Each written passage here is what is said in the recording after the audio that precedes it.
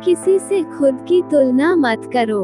एक बार की एक बात है, एक जंगल में एक कौवा रहता था। वो सारा दिन मस्ती से उड़ता और खुश रहता था। बस उसे एक शिकायत थी कि वो सुंदर नहीं था।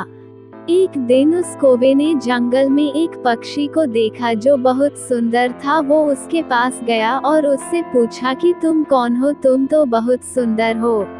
तो उस पक्षी ने जवाब दिया कि मैं हंस हूँ। कौवे ने कहा कि तुम तो बहुत सुंदर हो, तुम तो बहुत खुश रहते होंगे, तुम्हारी जिंदगी भी बहुत अच्छी होगी।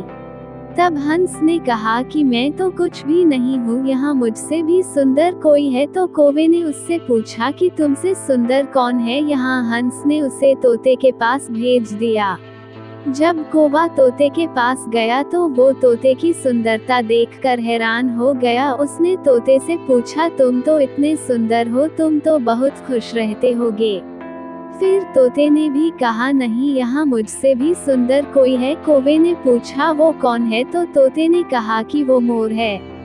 तोते की बात सुनकर कौवा मोर को ढूंढने चला गया। वो 1-2 दिनों तक मोर को जंगल में ढूंढता रहा, लेकिन उसे मोर कहीं नहीं मिला। फिर उसे पता चला कि मोर शहर के एक चिड़ियाघर में रहता है, तो वो मोर को देखने चिड़ियाघर चला गया।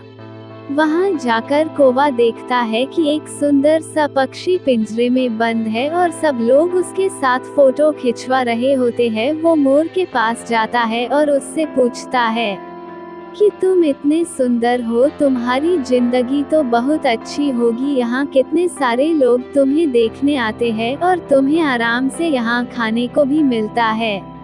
तब मोर ने कहा कि ये भी कोई जिंदगी है? जिंदगी तो तुम्हारी है, जब चाहो कहीं भी उड़ जाओ और कहीं भी चले जाओ। मुझे देखो, मैं इस पिंजरे से बाहर नहीं जा सकता, मुझे अपनी सारी जिंदगी इसी पिंजरे में गुजारनी होगी।